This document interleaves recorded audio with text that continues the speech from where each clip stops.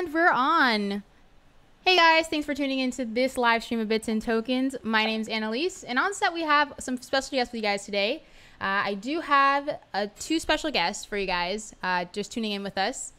Right now, as you can see, my partner Tim is a little absent, but he'll be in shortly. Just wanted to introduce us here at bitsandtokens.com. Bits and Tokens are pride and joy. Just to give you guys a little tour, not too long today, because we do have our guests actually on the line already with us here. So let me just give you guys a little sneak peek. And we have been working on some new stuff. We have a new video that's going to be dropping for you guys as well.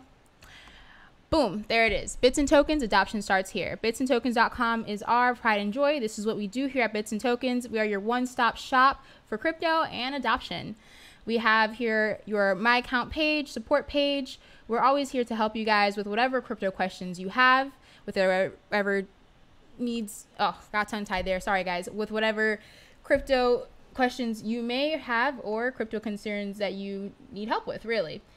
Here's our education page, customer support page, full features charts, just like it says on there, and how to get started. Explains it right there. I'm just going to scroll down here real quick to our little team, just show you around. Here's some satisfied testimonials of some customers we have here at bitsandtokens.com. And here's our team. There's Tim, our little absentee, which will be here soon. Me, of course, Annalise. Jerome Marco, also one of our co-founder, and our office pooper, Trunks. All right, so let's get back to the bar here real quick.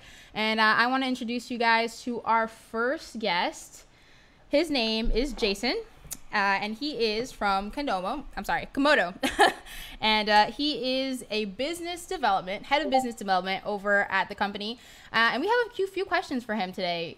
Essentially, what makes his platform better than other platforms? They kind of work on almost kind of like Ethereum like kind of stuff. So they just released their third gen out, and we also have some questions regarding that. What makes them favorable in this competition? And now we have Jason. Hi, Jason. How are you? Hi, I'm doing fine. Thank you. I'm glad to hear. So tell me a little bit about the company. Okay, well, first of all, Komodo is it's a community-based project, so it's not a company per se. It's actually more of a group of different companies and different entrepreneurs and volunteers as well, all combining their efforts together and creating an ecosystem of many different projects that all contribute back and forth to each other. Okay, so how did you find yourself with Komodo?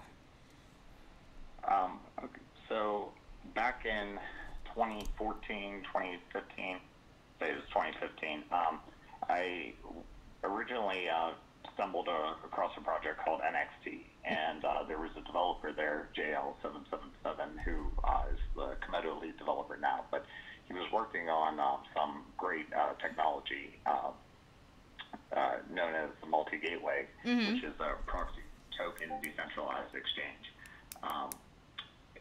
At the time, there was nothing else like it, but today we see that technology is being adopted quite widely, like on platforms such as BitShares or Waves, or even Binance is planning on releasing something similar to that. So there was a little falling out that happened with NXT, and then to cut to the chase, a couple years later, Komodo was born. We decided, hey, we needed our own platform to build on. We can't rely on third-party platforms, and this is one of the biggest advantages that Komodo gives to people who use the Komodo platform. We've dealt with autonomy issues before with NXT, and we realize this comes up on every platform that somebody would try to build on. So to circumvent this, when you build on Komodo, you're actually given your own blockchain. So you're not really building on top of Komodo, you're building your own chain. So people are making natives? Is that what it is? They're making their own native blockchain at that rate? Correct. Yeah. Wow, okay. I like that. That's interesting. So we've been developing technology such as atomic swaps and crypto conditions and what we call MOMOM, which is a way of interchain communications to relay state between chains, and as well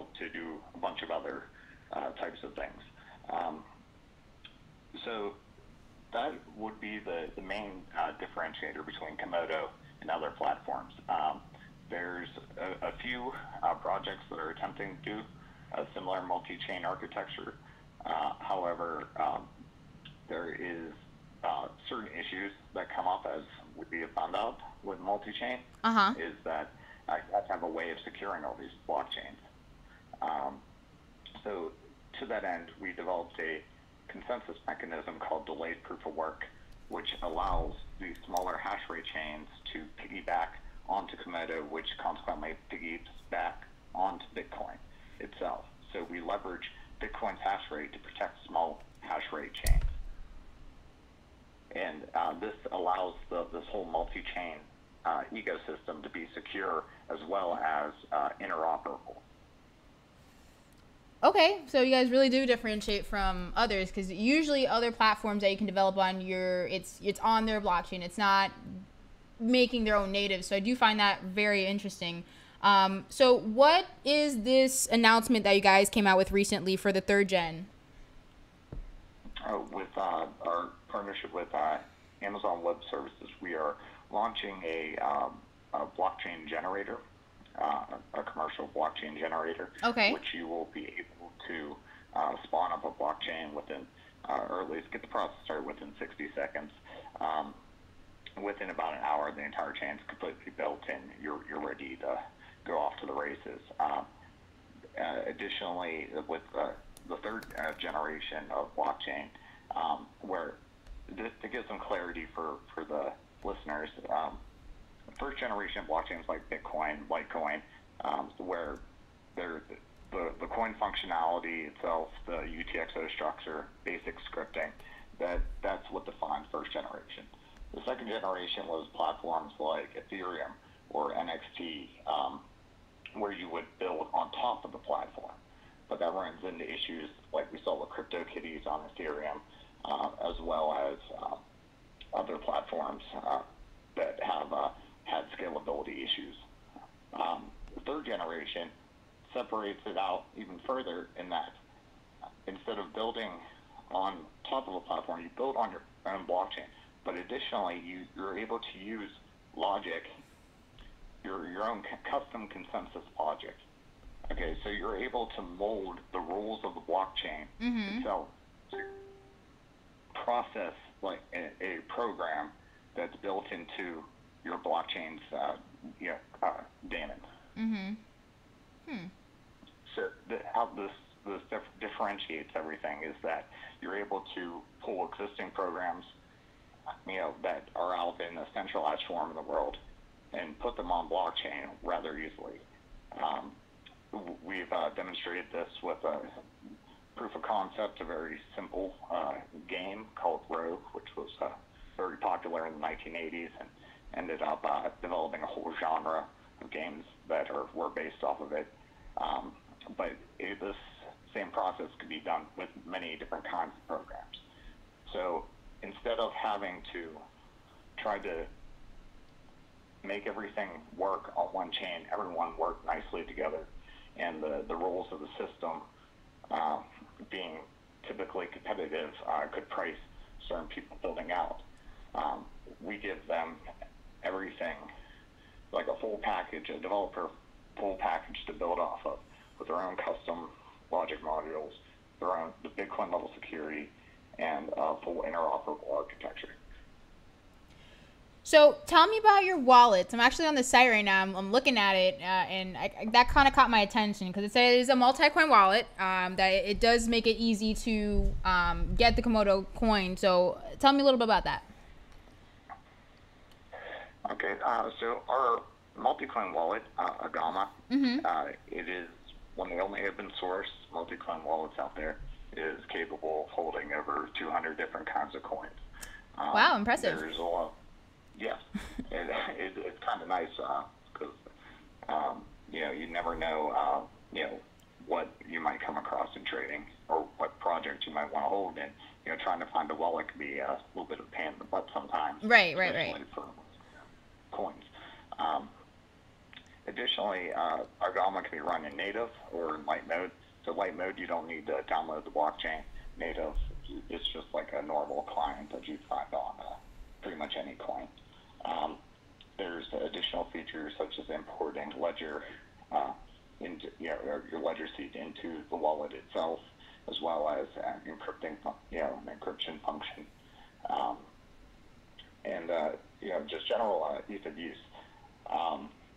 In the future, there will be additional features built into the wallet, including a mobile decentralized exchange, or a mobile capable decentralized exchange. So we're looking forward to implementing that here in the future. That's exciting, actually. I really like what you guys are doing here. So are you mostly a online community? Do you guys have ever meet up? Like, how does that work out? Well, we're basically based everywhere in the world, so most of our communications and work is done online. Online? Okay. However, online mainly. However, we do try to meet up, at least once a year, a couple times,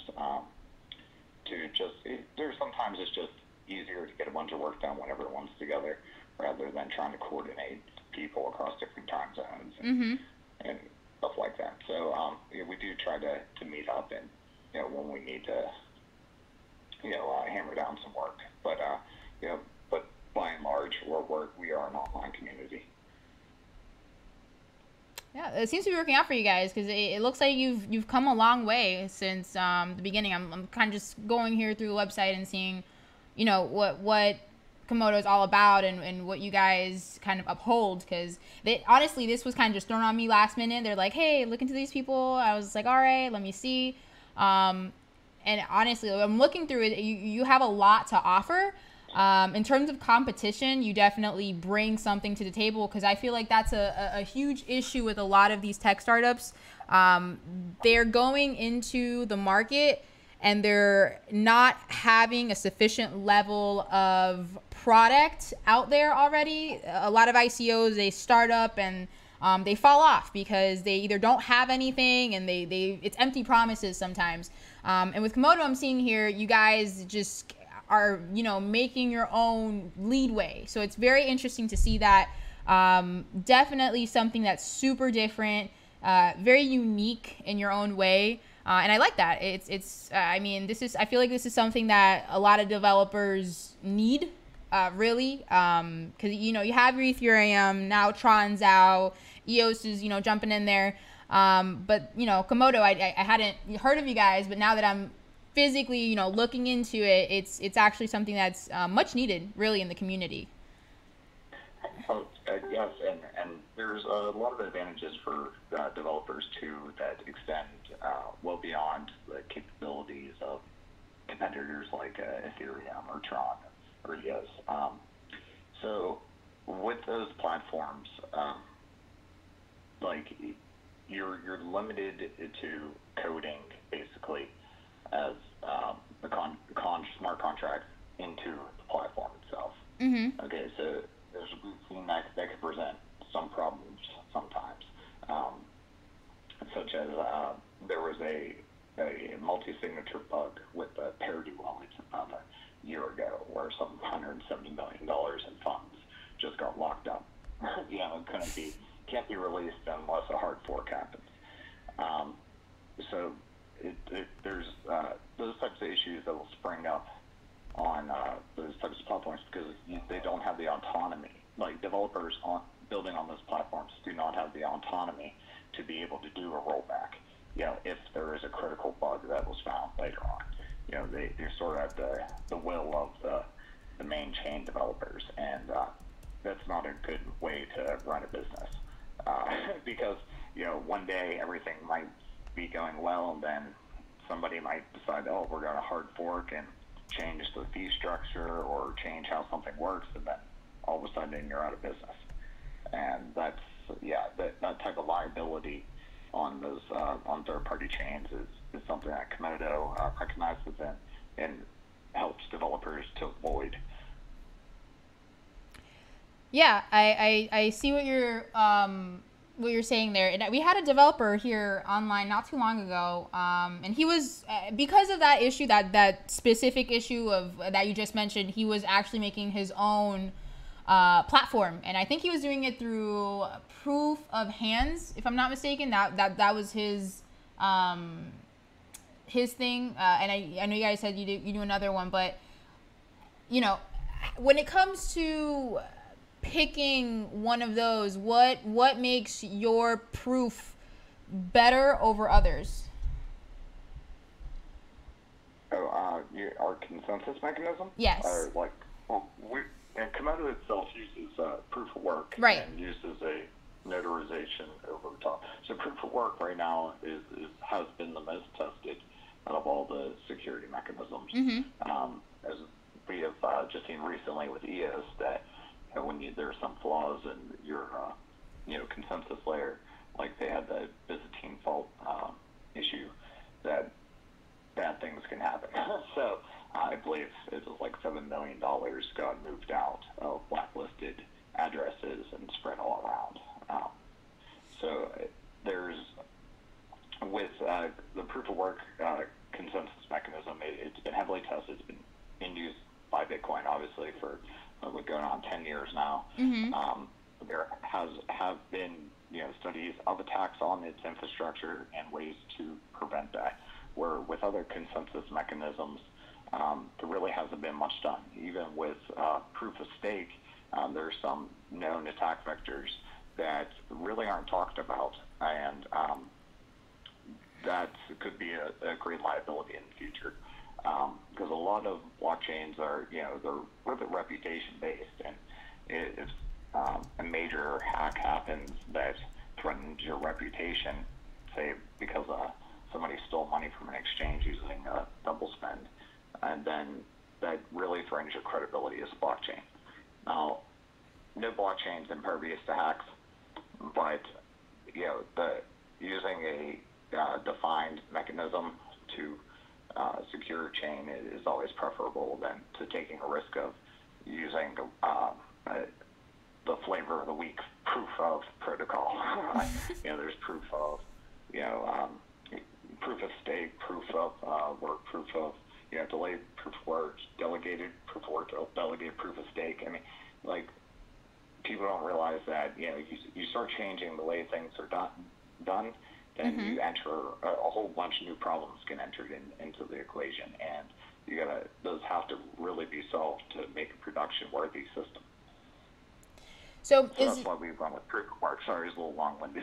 Okay, no, you're fine. I was just want to ask you one last thing. Is there anything that you would want to say to developers who are looking towards a platform? Because a lot of developers, some of them may go native, some of them feel that working off one may be better. And of course, this gives you the option to have more freedom and help you, get along the way. Is there anything that you would want to say to maybe developers out there to kind of, give them a taste of what you guys can offer them?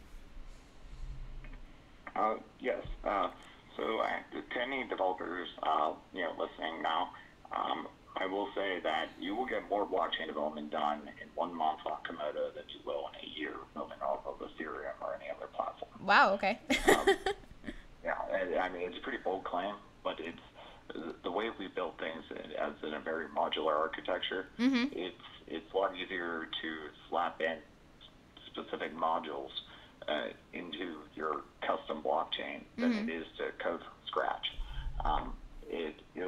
We've seen many projects that they've raised ICO funds and have done plenty of development, but are still nowhere near to a product where we built what they were working on within a week. It's just the level of customizability, the language agnosticism. You can program modules in any type of language, so that's a major benefit as well.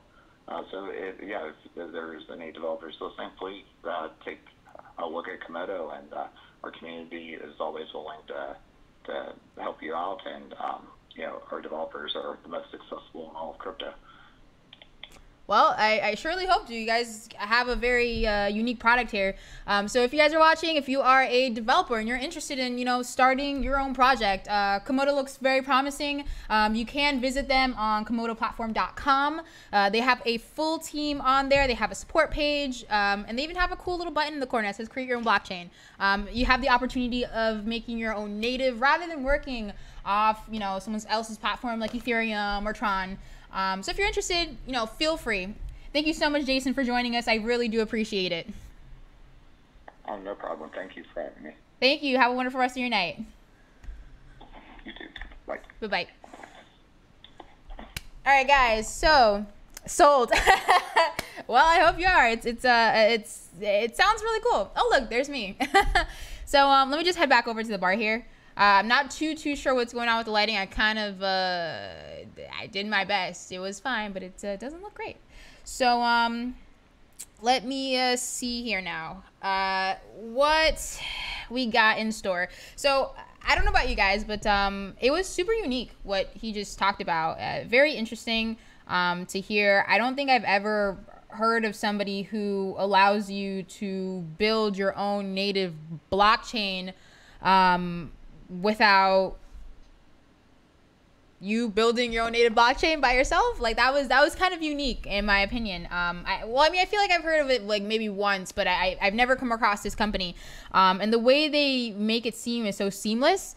So I think it's much better. I don't remember who it was, but I remember speaking to a developer who it was taking him a while. He was in a few months in, and he was doing his own thing. I had mentioned him earlier, and I think he was doing proof of hands. Was his development method and his consensus.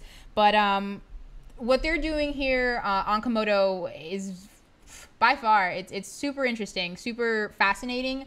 I'm not too heavy in the development world, and to hear something like this is something that intrigues me personally. So I think that, hey, they got a lot of things going for them.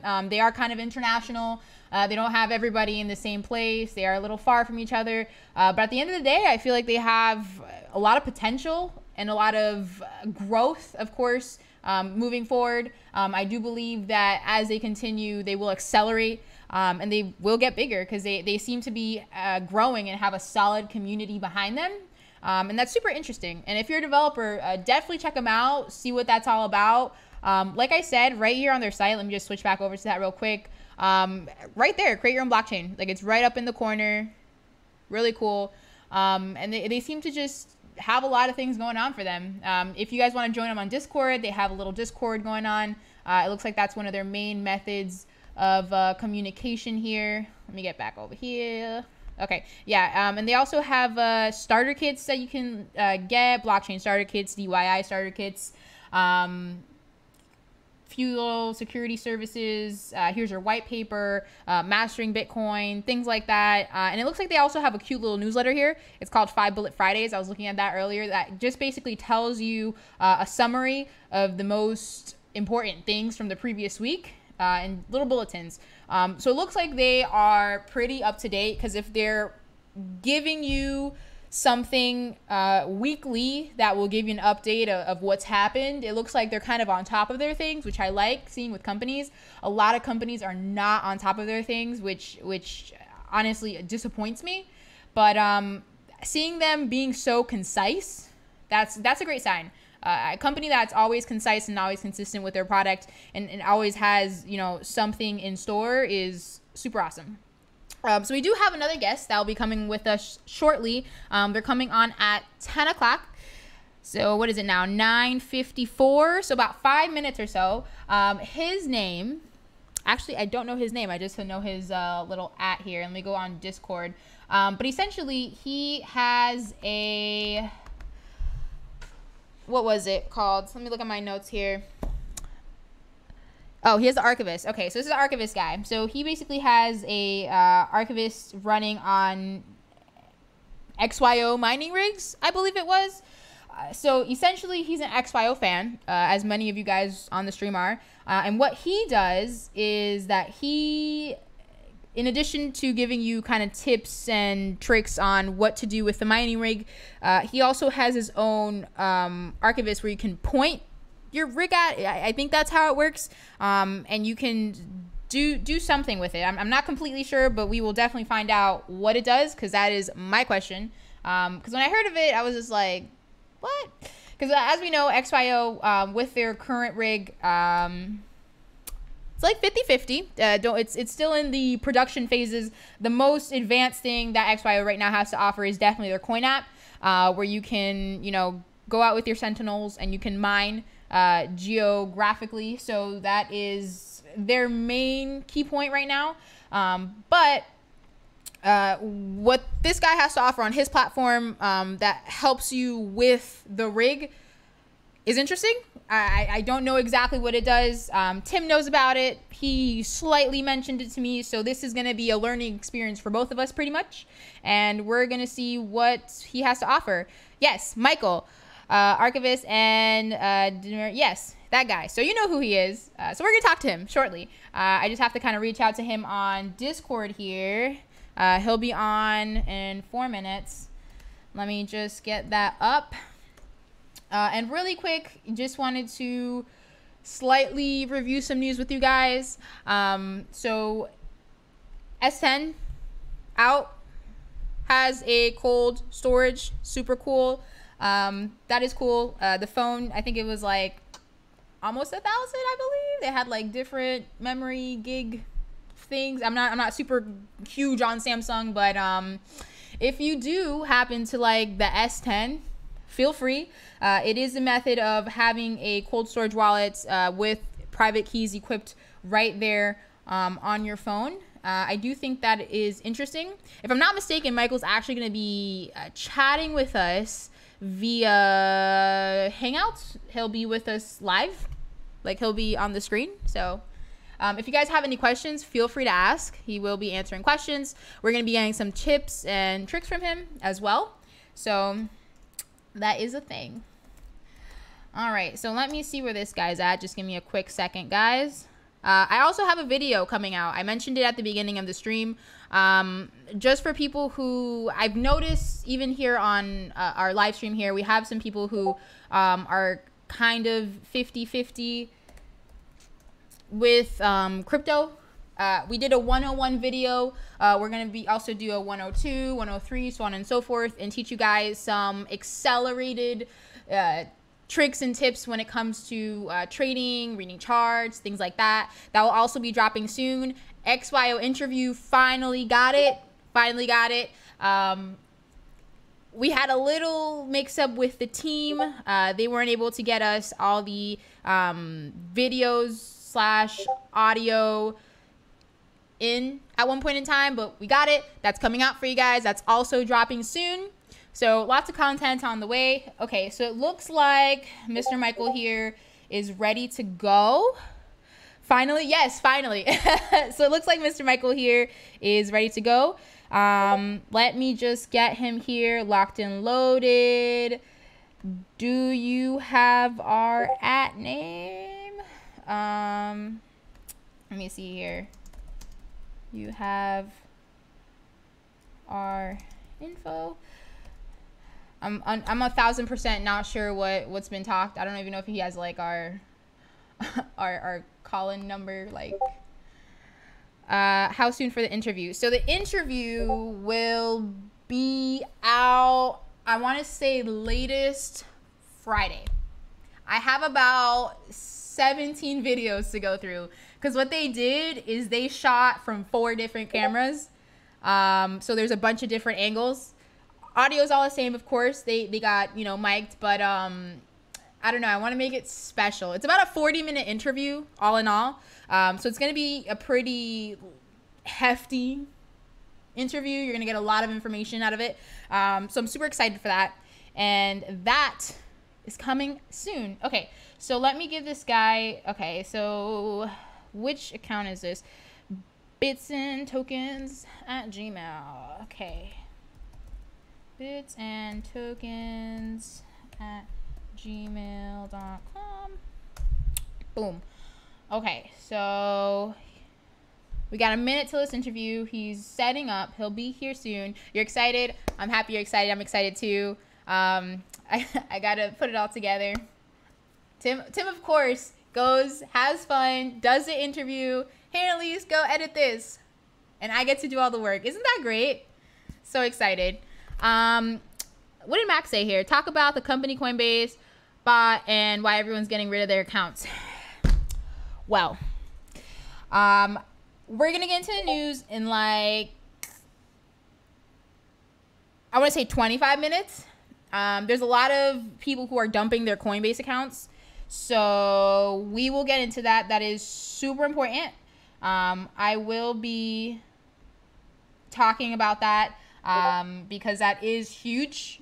There is people who kind of just abandoned Coinbase because of their new bought out companies and the platform that they're kind of like slash dealing with. So it kind of made a lot of those diehard Coinbase fans delete their accounts. And I don't know how this will be on Coinbase's side because this it hurt their business, to be honest. And that's a problem. But we'll talk about that. Let me just see where our guest is. He's around here somewhere, I promise. He's somewhere. Where are you, my friend? He is somewhere. He's locked and loaded. He's coming, I promise. Tim should also be coming too. Okay, well, he's calling. Okay, he's coming. He's coming. Answer. He's here. Hello. He's coming. Answer. Hi. Hi, how are you? Let me just put you on our screen here real quick. Give me like 2.5 seconds. Boom, there you are. Alrighty. Let me just put you on our screen here real quick. Give me like 2.5 seconds. Boom, there you are. Oh, I like hear my back voice. Okay.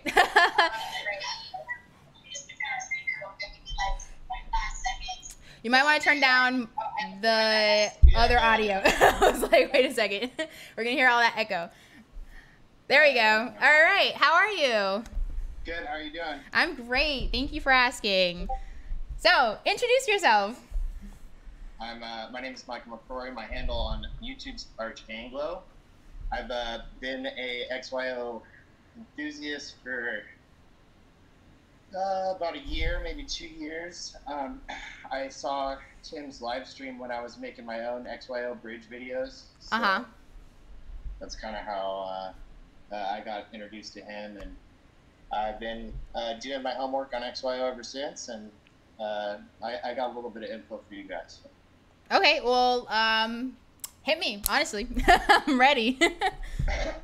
So what I was talking about with Tim on the Discord is some of the tips of the trade that I have been using in order to get online with XYO Network. So basically, I had some of the same difficulties that I saw on Facebook a lot of other people had as far as getting the mining kit to function properly. So actually, the way it started was when I got my kit shipped, I actually had a problem. You're the guy. He told me about you. I know about you. Yeah. So I started digging into the software because I had a bunch of other people on Facebook that had similar issues, so I wanted to help them out. Right. So I found a little app that enabled you to take the SD card and upload the software so you could have a backup of it. So that wasn't the only problem that I had, because once I got the bridge software actually working, I got some other problems with it that I noticed as far as like connectivity. And the cool thing is that I work on IoT devices, so I'm a little bit familiar with Raspberry Pis. So I did everything I could to kind of tweak and mod the bridge so that for the best settings. I found this app called Visor that I started telling everybody about on Facebook, which is a way you can remotely look at your bridge. It's basically an application that it detects Android debugger. It's ADB, and once it detects ADB, it's like any Android device that is in debug mode, which the bridge kit is. You can have a visual display of. So that helps with the headless setup. So the thing with Raspberry Pis is they're kind of power inefficient. So my first step was to getting the remote display working, and the Visor app allowed for that to happen. So I got a couple of bound witnesses. People might not know what I'm talking about. So basically, when I was introduced to XYO initially, I was one of those proof of work miners. And by the way, that interview you did with the Komodo guy was fascinating. I'm actually kind of reeling back from it a little bit. Oh, really? Yeah, because honestly, developing on the blockchain has been something that's kind of close to my heart. Like, I'm a freelancer, so any opportunity to get in on the bleeding edge of what's going on in the blockchain is where I'm going to be at. So what I noticed him talking about is something that ties in with XYO a little bit, because the Oracle in XYO is so important for the fact that that second layer that he was discussing. Basically, when people were scrambling around trying to develop dApps, I think the consensus was that we want to make this as easy as possible for the layperson to be able to develop on. And so it was just kind of funny timing, because when XYO came around, I was honestly looking at a lot of Medium posts about the blockchain and building my own private blockchain, because I felt like that was going to be the only way possible to be able to develop in the blockchain space with limited knowledge, right? So at that same time, Spatial came out, and they released this. Right, and I was just fascinated. I'm still kind of taken back by the whole experience, and really excited about this year as well. But basically, this guy Ari and Scott Shepard, they blew me away at this conference, because they had basically tied together all of these things that I had been trying to do personally in my development on the blockchain, and they created these tools. And basically, kind of like that Komodo platform will allow you to create your own private blockchain.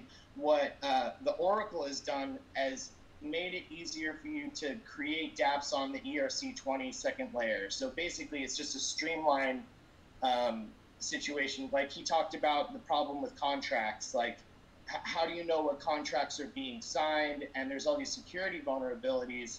And I think really at the heart of XYO technology is this consensus algorithm, which is becoming so popular in the proof of stake paradigm that like that other individual was talking about. There's so many different ways that that in trying to invent a workable proof of stake environment, there's so many different security features that are going to come up. And the thing is, going back to basics and looking at what Satoshi did in creating a decentralized platform where it's immutable, it's a trustless ledger. The problem with these new platforms, as ambitious as they are, and I'm all in on them, is that they're taking away the decentralized nature of the blockchain slowly. And like he mentioned, they don't want to talk about it, because slowly we're pulling away from what decentralization was supposed to be about. Right. And that's basically where everybody has a stake in it already, because it's on a trustless ledger. But the more centralized you get with staking, you're going to have, because the way that I look at it now with masternodes is that most of these masternodes, you have like however many people can afford to have 100 Dash, or however many Syscoin, or all these masternodes out there. They want to get you to a staking threshold, and then you get to vote. And that's what Ethereum, it looks like, is doing with Casper a little bit, where you have a consensus vote with all of your stakeholders who basically will go ahead and approve what the incentivization model is going to be for the future. So, staking, as brilliant as it is, it kind of, like I was saying initially, it starts to walk away from what the blockchain was about initially, which was everybody gets a piece of it. So, right. But what I like about XYO is that this Oracle that they allow is a cross-chain platform. So you can be a developer on Tron or EOS, and you can contribute your dApps using these platforms. But a big threshold for getting involved in the network for me was learning to build some of the facets of the network. So I guess that's what I'm here to discuss. So basically, the 4 different nodes in XYO network, the archivist, the diviner, and the bridge, and the sentinel, they all work together to form this consensus, right? And so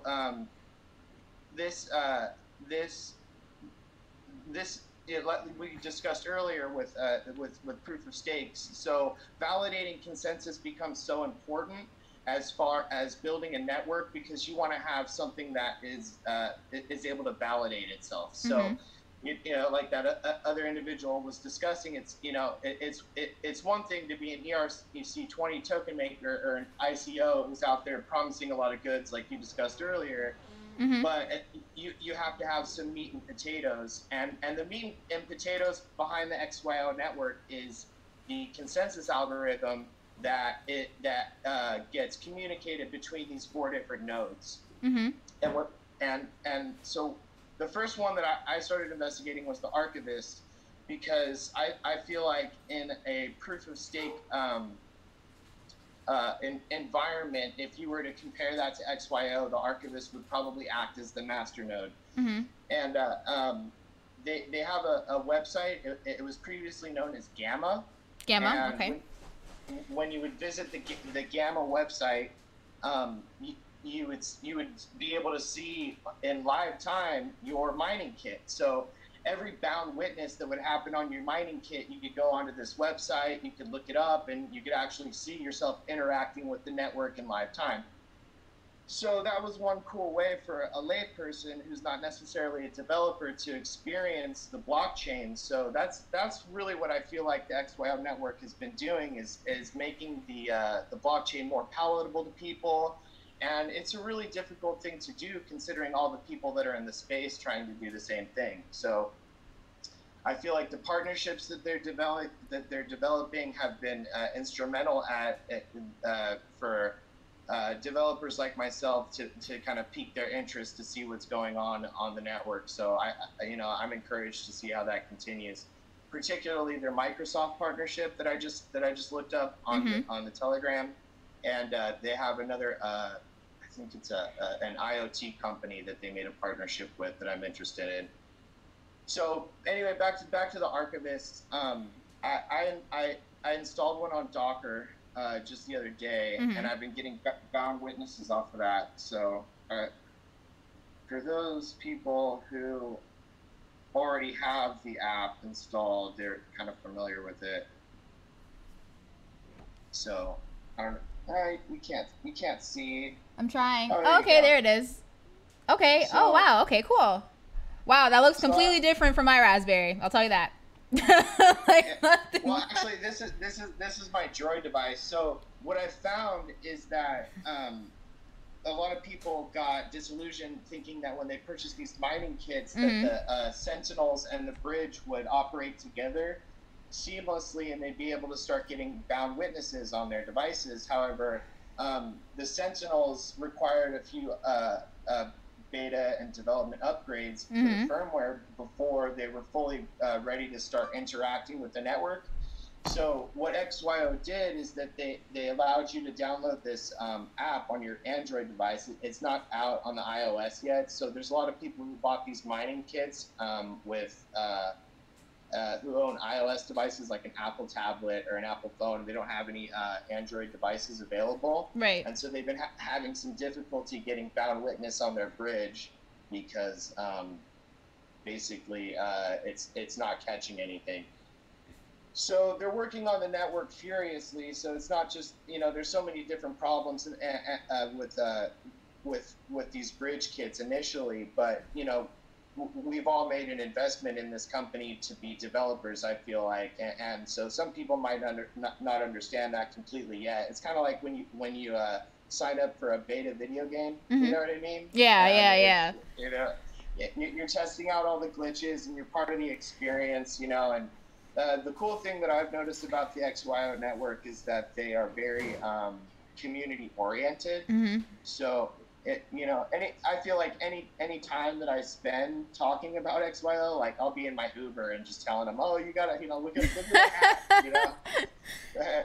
Hey, So have you seen their music video? Let me show you these guys. So, I mean, but I've always been about the blockchain, but this is a company that I feel like has cornered the market in the the DApp community as far as the second layer goes. So, it'll be interesting to see how things play out. So in the future, I'm going to be writing up Medium articles on how to install an archivist yourself and how the different aspects of the network function. Mm-hmm. And so I have a Discord channel for those people who are having some issues getting their bridge and mining kit up and working. So,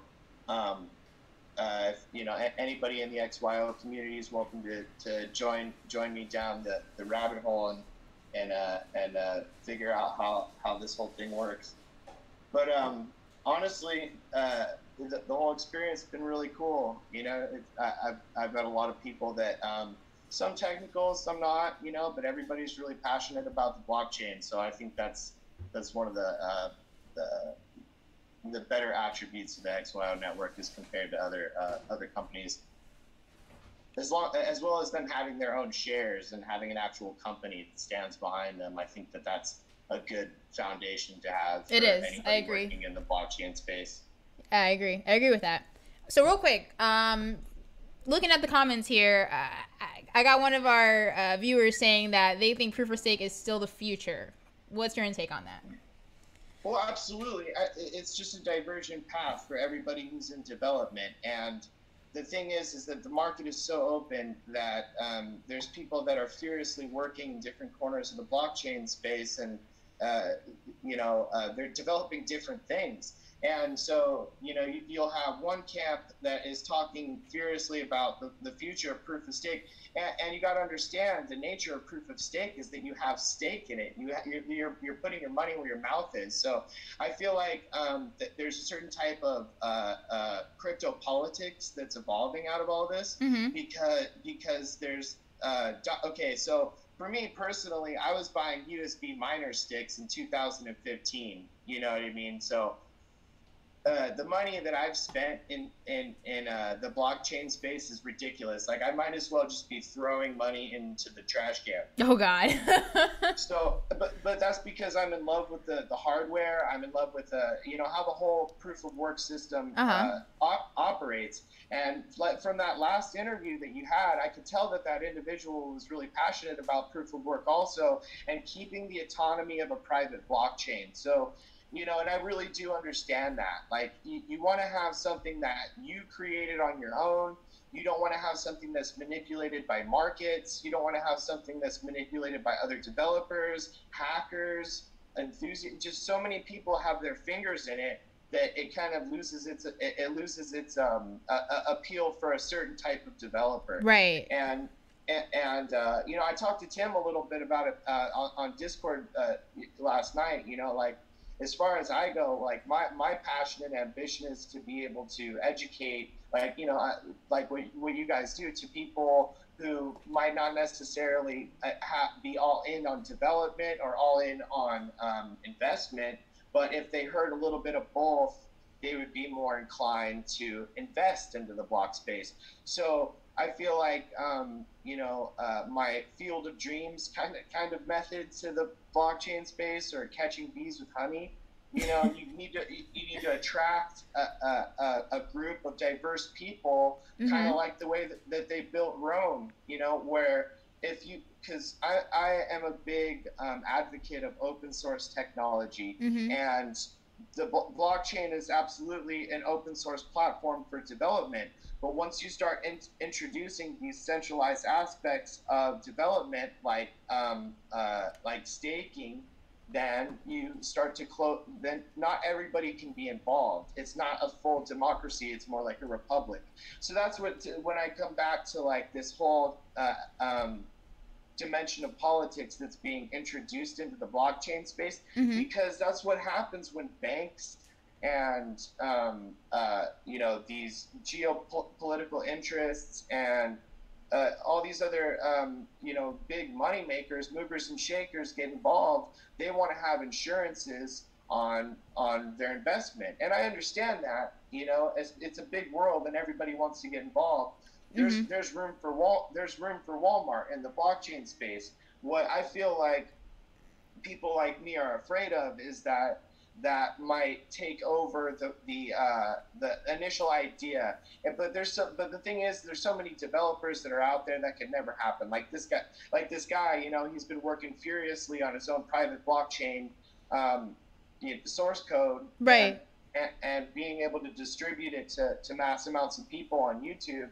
That is how I believe you really organically grow a community. And I feel like XYO Network has been able to capitalize on that type of open source community building, because when you get people excited about what you're doing, they're more inclined to want to invest, want to develop. Whereas when you start to say we're the best blockchain development platform out there, and we are because these multi-million-dollar backers, we're backed by Jeff Bezos, we're backed by Chase, and it's like, well, that's great and everything. I think I use Google every day, but Google is only allowed to exist on the backs of what a lot of open source developers had created before them. So, right. Yeah, it's these two communities need to be able to live in harmony with each other, and so one can't step on the other. We all have to be able to play in the same space. Right. And that's one thing it's super important that you mentioned that, because I was actually speaking to someone the other day, and even someone I interviewed not too long ago, Deedcoin. They're another tech startup. They do real estate on the blockchain. Really cool. And that's one of the things that they pointed out, where in this space, people hear crypto and they see dollar signs and they just want to you know what I mean? So it's just one of those things that it's really important that you mentioned that, because it's important to keep a close community in this space, just because once the big guy gets in there, that's where like Walmart eats up the mom and pop shops. That's what's going to start happening eventually if we do let bigger companies kind of just take over. It's not bad that like you said, that they're being backed by it, no problem. It's just really important to keep in mind that you got to hit home. It's a really, it's a scary world out there. It's big. Everybody wants to get in it. But I feel like if you also have something that stands out, JP Morgan, if you also have something that, stands out, and something that truly creates a diverse and a unique competition that will also, make your project soar. So that's something that's super important, which is why a lot of these times these projects take so long. And developers, sometimes they get overwhelmed and they kind of just crash. And I think collaboration is also something that's very important in this space, because sometimes, you tend to lose it. I've seen people just give up. I've seen people get burnt out. And even here, like having our own, media company startup with bits and tokens and getting into this space. Wow. I can't say how many times I wanted to quit, but I'm just like, you know what? Tomorrow's a better day. So I 100,000% agree with you. I understand you. Quick question from our chat. Will you have directions on how to build an archivist? I'm assuming on your Discord. Yeah. So that's where I'm going to start initially, is on the Discord, just kind of answering questions so that people can get warmed up. Excuse me, because there's different ways, because since this hasn't been a perfected art yet, there's a couple of different ways that people have gone about it, and this is the same with all type of masternode or mining ventures. So basically, if you want to go the hardware route, I would defer you to A plus B engineering. There's a great guy. His name is Pizza Mind, and he has that's his handle, and he has really done a lot for me as far as educating me on what's necessary as far as specifications are involved. Mm-hmm. So since I have my hardware tied up at the moment, mining Ethereum and some other things, and I probably don't have the hardware that's necessary to run a full-blown archivist.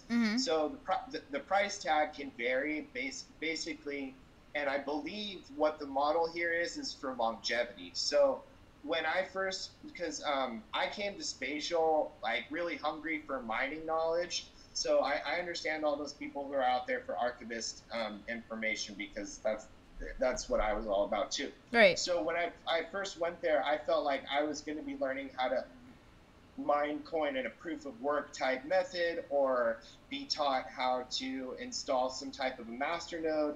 But when I got to spatial, Pizza Mine came up on stage, and he basically broke down the specs. And the way that it works is it's basically in the name. The archiving of this data requires that you have a robust amount of storage space, hard disks basically. So that's where your challenge is going to be. If you look on eBay and you look at the costs associated with getting a RAID controller set up with multiple terabyte hard disks, you're looking at some upwards to $10,000 to $15,000. And so what Pizza Mine's done is he's made these all-in-one beautiful rigs that come with all of the design features that are specified for the XYO Network Archivist, and it has the software pre-installed. So anybody who wants to go the hardware route and is committed to it, I strongly recommend they just go straight to his website and go ahead and pull from that. But what I've done is I've gone ahead and developed on a cloud. So since I've had some experience with different cloud platforms, I was able to kind of look at the different instances that are available on AWS, on Linode, on DigitalOcean, and the next platform that I'm going to be investigating is Azure, because XYO Network has that partnership with Microsoft. So I feel like there's probably going to be some incentive there for running an archivist using the Azure cloud. It only makes sense. But sometimes I get ahead of myself with kind of assuming what they're going to come out with, you know? But so from what I've learned, the paid instance that I've used that was the most effective while running an archivist, it was a high memory instance that I used on Linode, and it had several terabytes of storage space. So basically, I was able to implement those SSD cards on the virtual machine that was being that I was using on Linode. So the deal with it is that I don't know if you've ever been on an older laptop or a PC and you're transferring a file and it's really slow. Oh yeah. Yeah. So it's basically the quality of the hard disk that you're using, and so an SSD is optimal, and if you have a high functioning SSD card, you get a fast transfer rate. So basically what these archivists are doing is they're transferring these bound witnesses, which is an encrypted encrypted data that the XYO network gathers throughout all of the different nodes that are scattered out throughout the world. So the archivist basically archives that data, and then the diviner will take the information from the archivist, and it will make it publicly accessible to anybody who looks at the Gamma website platform, which I believe now is called the Matrix. Matrix. I like that. Yeah. So when I looked at the XYO announcements on Telegram, I noticed that when they do come out with the Matrix platform, they will be allowing for archivist staking and diviner staking. So that was one of the reasons. So since I've been working on my archivist by myself, and I have a little chat group and a YouTube channel where I've been kind of playing around with installation and various aspects of the network. Now I really want to step it up and give people the information they need to set up the cloud resources if they choose to do so on the various platforms that are available. Okay, so people can find you, YouTube, Discord, all different platforms. Gotcha. Okay, and is that also Archangelo? Is that what you go by?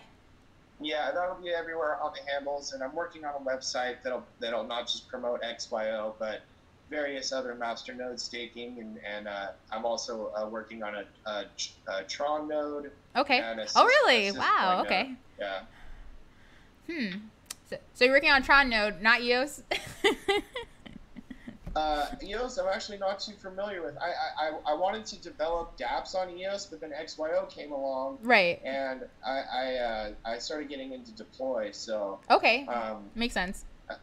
But yeah, EOS is definitely one of the platforms that I'd like to work with and develop with. I haven't invested in it, so I really haven't looked at it too much. Would you check out Condomo?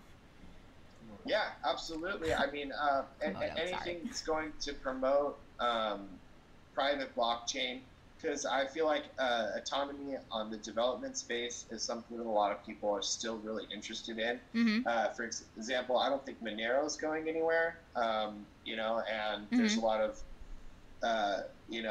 proof of work and private blockchains out there. I mean, that's what IBM did. They made their own private blockchain. So there's a lot of people that are interested in that type of development. So I would promote it, absolutely.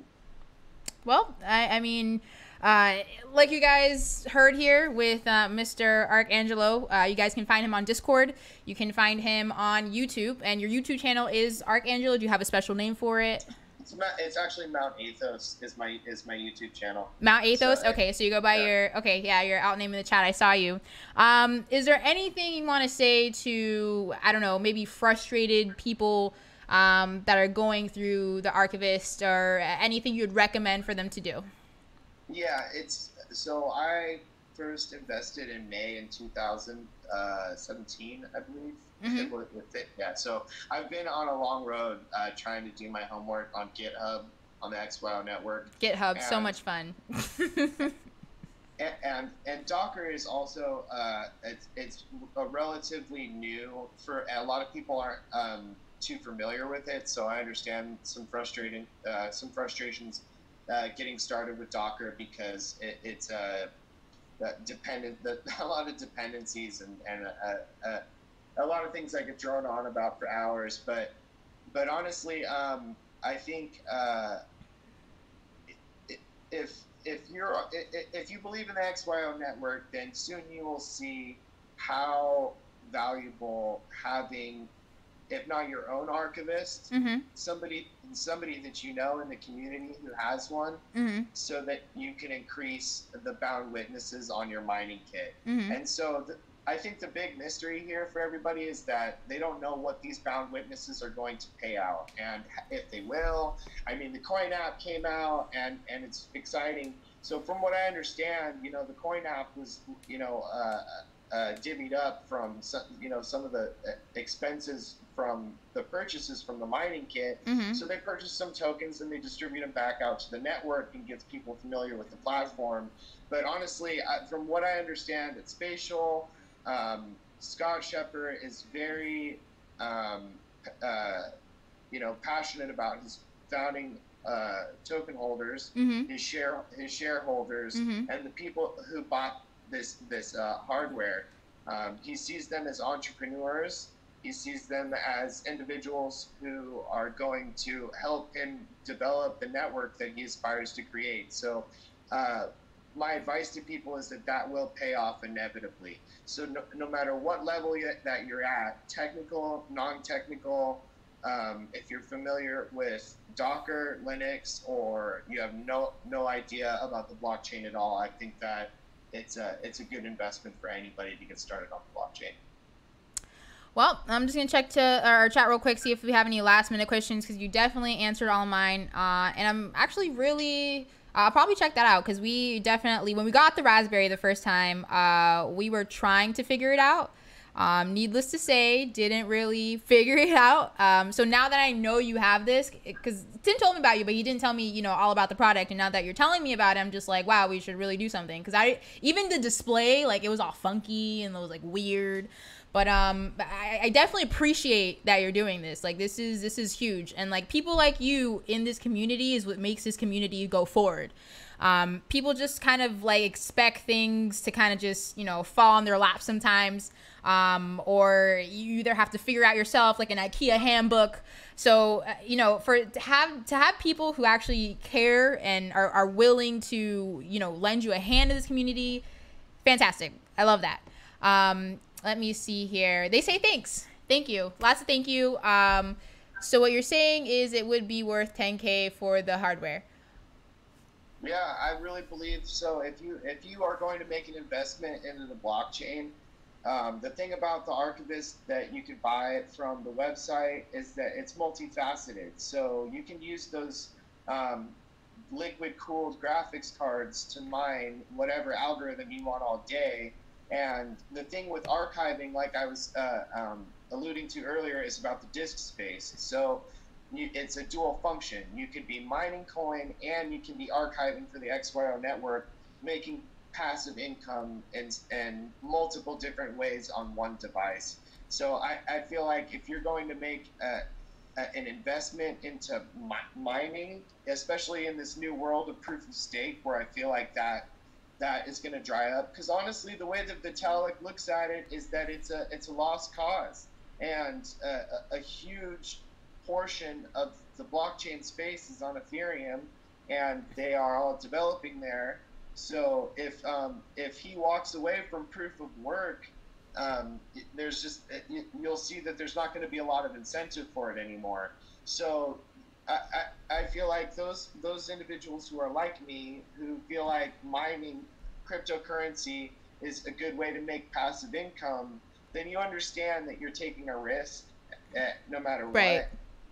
But at the same time, I feel like this is the most effective way to take advantage of the opportunities that are available. That's true. And I mean, passive income usually, whether it's, so this is going to sound, you know, kind of like weird, but, you know, you have those companies that come on and go like, hey, we'll sell you vacations, and they promise you passive incomes. Hey, do some insurance and we'll give you some passive income. So, I mean, having somewhat, I don't want to say of a guarantee, but a better leadway where you're actually investing into a product that has, you know, proven to give you back, no one's, you know, holding your hand kind of thing. That's a little different. So I definitely feel like if you want to be successful, of course you have to invest in yourself. You want a car, you spend $36,000 on a car, no problem. So if you want to be successful in this space, you know, why not? So that is something that is important. So I mean, it to some it might be a figure, but in reality, it's what you have to do if you really want to strive. So that's about it. Yeah, I've spent a lot of money that I wish I could have back on a lot of hardware, and you know, but it's you can't die with your cash, so you know, might as well spend it somewhere. I've learned a lot, you know, and the people, and sometimes I'll feel guilty selling second-hand equipment, knowing that the mining algorithms have changed. There's a reason I'm selling the equipment, and someone who's like trying to get into mining is buying this equipment off of me. So it's like, you know, everybody's got to survive at the place that they're at. That person's learning how to mine, and they might need something that's a little bit more cost effective just so they can figure out the algorithm. Mm-hmm. And so it really is a community oriented type of venture. There's no way that I would be able to survive in being able to make any type of profit with the electricity that I've had to take in and mining coin if I didn't have tutors or people along the way who instructed me on how to get the best specifications, how to, you know, manipulate my hardware or take advantage of the various aspects of the network. So yeah, it's true. You always hear about, somebody had a $500,000 electricity bill, and you're just like, what? So very true. Very true. Yeah, so it looks like some of our other viewers, they also started, you know, mining and started each part by that passive income. They wanted that passive income. So it looks like some of these people are on, I guess, the same track as you. So if you guys are interested in what he has to offer, if you kind of are lost or you are not sure, definitely check out what he's got. I'm interested. I'll tell you that. I'll probably talk to Tim in a few. He just got in. We're going to do a quick commercial break. But I do appreciate I'm sorry, tongue-tied. I do appreciate you being with here. What am I saying? Sorry. I do appreciate you being here with us. If I have any questions, I'll definitely reach out to you. You said you have your Discord. What's your Discord name? It's Arch Dev Chat is the Discord channel that I'm using at the moment. Okay. And I'll go ahead and post a permanent link. Yeah, just throw some stuff up in the chat. Yeah, I'll go ahead and do that. Yeah, because it looks like we got some people actually follow you based off like what I'm seeing with the commentary. So I have a landing page for the archivist that I'm currently working at right now. It's okay. arch@host.com, and so you can go ahead and check out that webpage, and it's got some of my handles on it. It's just a basic landing page that I'm going to edit and get some more content on there. Oh, okay. All right. I'll definitely check that out. Well, I would definitely like to do a follow-up with you. That's one of the things we do here at Bits and Tokens. We kind of like to keep the community together. So probably, I want to say in a couple months, we'll probably just do a follow-up, see what you're at, what you're doing. So I do hope you have some new leadway for us, because I do like new stuff. I like new. I like learning. I like understanding more of that space. Like I said with the other guy from Komodo, I'm not too heavy on the development end, but I definitely want to know more about it. But you know, we'll keep in touch. Yeah, we all got to work together. Hey, it's been a blast. And thank Tim for me too, and I'll definitely keep in touch with you guys. All right, thank you. You take care. All right, bye. Bye-bye. All right, guys, so we're going to do a quick commercial break here. We'll be back, and we're just going to do a quick body check. And looks like Tim stepped in, so he'll be with us. If you guys have any questions, make sure to go over to his landing page. I do believe he was commenting earlier in the chat with us here. Let me see if I can find, oop, that's me, sorry. Let me see if I can find his page here. Give me like 2.5 seconds so I can navigate you guys over to his site. Boom, there it is. Almost. Can you tell I missed him? I missed him. He'll be here in a minute though. And we're definitely going to talk about all the stories that we had gone over this week. Where are you, Mr. Mount? There it is. Okay, so Mount Ethos, I'll just put that right here in the chat. And you guys can look him up here on Facebook. Like you said, this is something that's kind of like for your own investment. So if you have any questions, comments, concerns, if you're new, I know there's a lot of new investors literally every other day on XYO, and they buy the mining rig. One of our viewers here actually was so nice and courteous and sent us over a mining rig. And when you get it, you're gonna see like it's like he said, they're in the developmental stages. It's a startup. They need time to put everything together. It's a beta, to be honest, at this rate. The only thing that's pretty straightforward working is probably the coin app. If you guys are familiarized with the coin app, that's probably the best app they have so far. The XY Find It, not really working. Sentinels come on and off, doesn't really detect everything, but they are in their developmental stages, and the potential that XYO has is huge. So they have a lot of upcoming potential and upcoming projects that they will be having.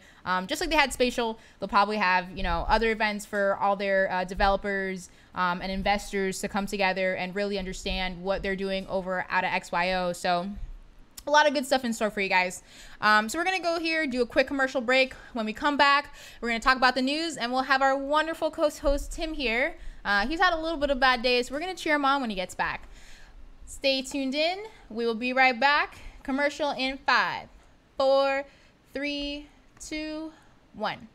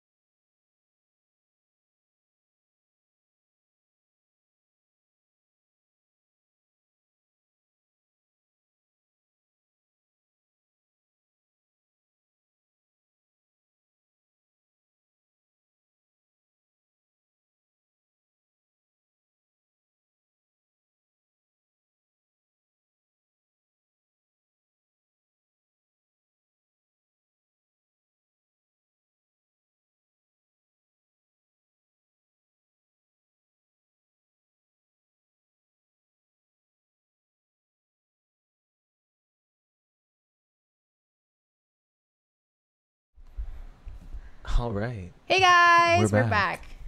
What a day. Help me welcome Tim here. Wow, the lighting What is a- just like, what I a don't know what's day. going on. I'm not sure. Anyways. We're back. It's been quite an adventure. Tim has quite an adventure, so Getting I just home. want to give him a warm round of applause for joining us here. Woo! Thanks. Yeah, he's been on a trip today, guys. But I tried to come through. I do apologize for getting tongue-tied like 3 times. Like I got thirsty during that interview, and my water was over here, but I just was so into it that I didn't even bother like reaching over for it. Like I didn't care. Where did my water go? Where Did you take it? Did you steal my water? did I steal your water? No, I didn't steal it. Where'd it go? It's over here. It's one of these. So you stole it? I mean, I moved it. No, Per the you stole request it. of. They're technically both mine, but Well, you can have that one. Enjoy. Anyways, so we're gonna talk a little bit about the news here. It looks like every time you move, like the light just like doesn't even want to Doesn't like do a me? thing. Yeah. Anyways, it might be the camera setting. We'll figure it out. But so happy that you guys are with us today. We're gonna start off with Coinbase because that's the story that most people are super duper into about. Because that seems to be, I want to say, one of the biggest stories that's out right now, just because Coinbase is it's a big company. It's the first one that you Right, it's really the first look one into. that comes to mind, and for them to buy out this company, to a lot of people, it's literally like they just made a pact with the devil. So that's gonna be our first story here. I'm actually gonna pull up. Are you gonna pull up the story for them? Just throw it up there real quick. So I'll pull up the story from CCN, but we can already begin talking about it Right. because this is something that I understand why people are as upset as they are. So, oh, look at that. We gotta move this. How did that happen? What's that little thing there? Why are we? Oh, us. So I moved us because I Okay. needed to move Got us. it. We're back now. We're back. All right. So, a lot happening here tonight, folks. Who's that child on the screen? Not sure. Not sure who that child All right. is. So they bought this company, Neutrino, who basically sells Data. They're basically like, Are they like a Google? Like no, Like what's going on? Yeah. They sell software to like governments around the world, Right. and like specifically like notoriously like shady, not so nice governments Right. that do a lot of shady, not so nice stuff, and they sell them software that helps the government spy on people. So I read the story and I know that. So here's the thing. So they bought them out because of, I'm assuming because of what they can offer to the company in terms of their analytical services, Right. probably. Right. Do you think, because here's a real question, do you think they will change their current mission with that company? as far as like changing What they the do? fact that company sells like stuff to the governments and stuff, I Right. hope so. Because that a lot of people are just not even having that. Like this is a run on Coinbase right now. Supposedly So- honestly, yeah. Supposedly Coinbase bought them because they wanted to keep the data security aspect of everything like in-house. Right. Like all their analytics and stuff, they wanted to keep that in-house, and this would be like, quote unquote the perfect company to be able to do that. Right. I guess we kind of have to wait and see where Do you it goes. think that's like a double? Like they bought this company, so they just think. Well, I don't know what they would sell, to other governments on Coinbase or what data they would, pick up that they. Because I'm assuming the data that they pick up is from somewhere, and obviously if they had no affiliates with Coinbase or Coinbase can get their data. Do you think they bought this company to, one, kill the bird and have the stone? Maybe. What is the bird and the stone? So this What? so this company, they sell data to governments, right? Right. So crypto's a hot topic. Maybe some government wanted information on, let's say, Coinbase users for whatever reason. Well, Usually, hopefully they're not selling my data to governments. Right. I don't think that's going to be a thing. So 'Cause if that's a thing, then that's crazy. So maybe they were trying to possibly avoid any breaches, if any, from happening from this company if something was to ever happen, and also, you know, kind of killing what they're already are doing and kind of acquiring them to have their in-house analytics. Do you get what I'm saying? Absolute best case scenario. That would be the absolute best case scenario. That would be amazing. If If they got the company because of that, that'd be amazing. That would literally be the most amazing thing. They're like, hey guys, we did a favor to the world. You're welcome. If they did that, that would be dope. Now here's another way to look at it, right? Like, I'm not Coinbase. Coinbase is made up of executives that have to look out for the best interests of the Coinbase shareholders, right? Right. Because at the end of the day, they are a business. Businesses need to profit, and they do need to look out for the best interest of their shareholders. Just part of the game. Now, I can't fault a company for buying another company that they think is successful and that they think with their help would be able to make, you know, more money.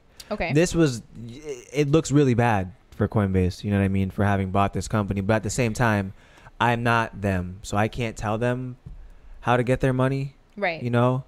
Because, like, technically, that hasn't affected me in any way.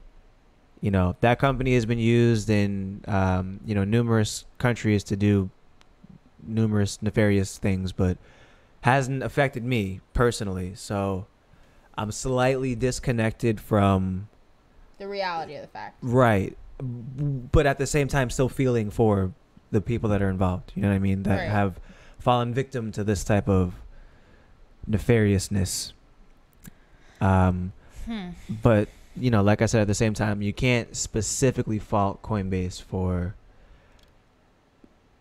purchasing a company that they feel might be successful on its own, but then also that might be of some supreme benefit to them as well for their in-house analytics. But yeah, no, your theory would like be the absolute best case scenario if like they bought it so that they could. Now I understand what you mean by like have the bird and the stone, like to right. So like I, you know, if that were the case, then like that would be like just like the crazy play. Like Coinbase would have like been save the world. Right. They saved the day. Like that would have been the crazy play if they did that. Yeah. I don't know. I can't say yes or no on that one.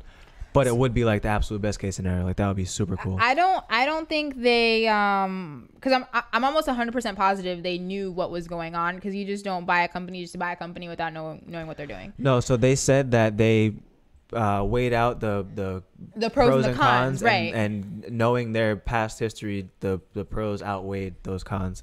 Right. So Coinbase is basically saying at this point to people like, we're okay with the fact that they've done quote unquote, you know, bad in the past. But when you take over a company at that point in time, you now say the do's and the don'ts. So from there, so I'm assuming because they weighed out, you know, pros and cons.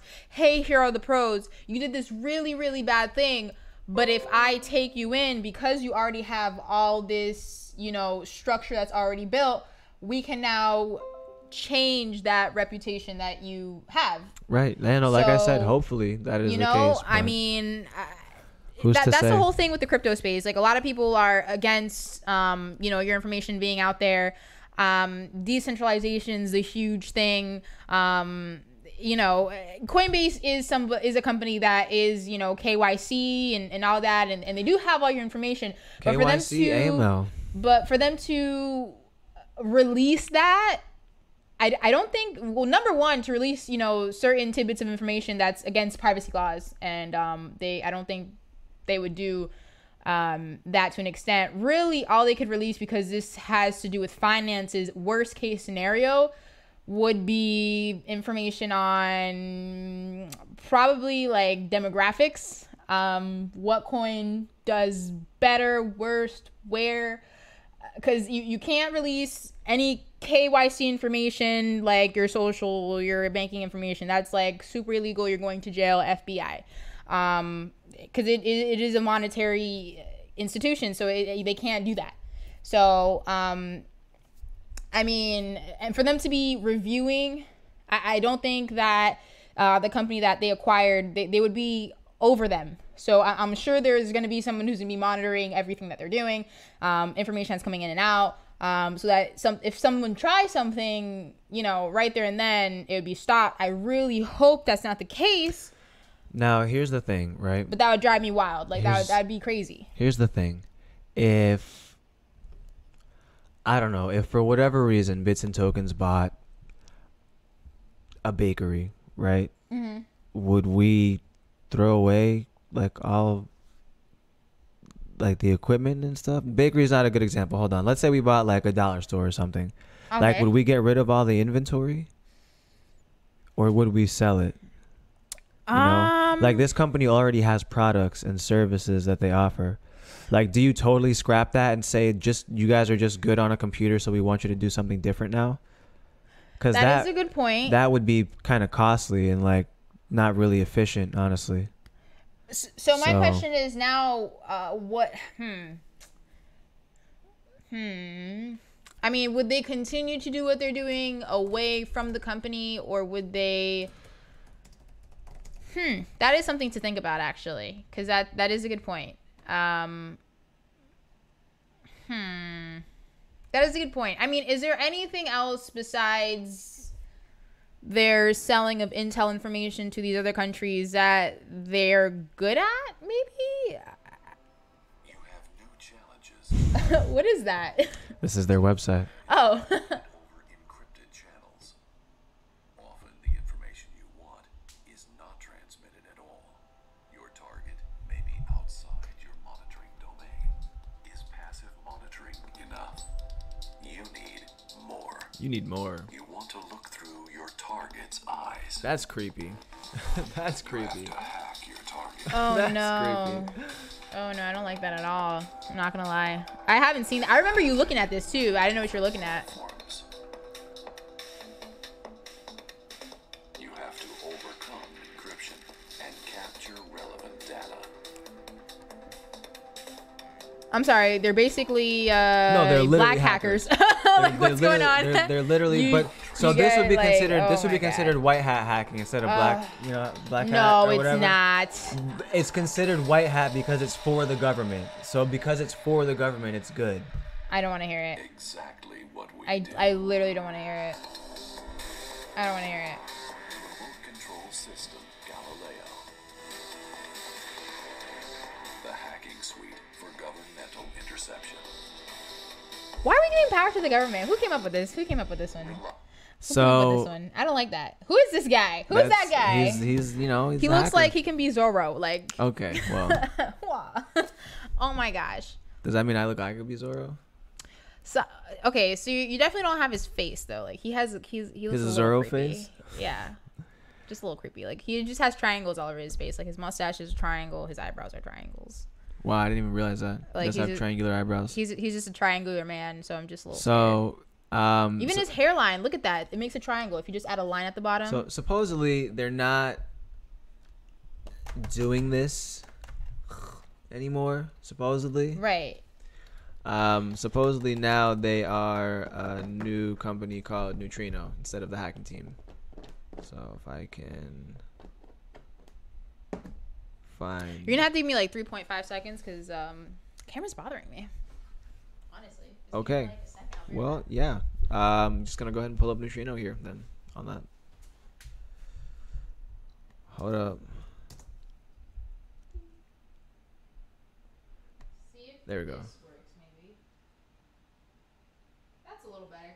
You can do that one. Sure. So here's Neutrino's website, the one that Coinbase supposedly, just bought. All right, guys. I made this a little less brighter, so maybe that lighting up there evens It out. looks so nice. It's moving though. I don't know. We'll figure it out.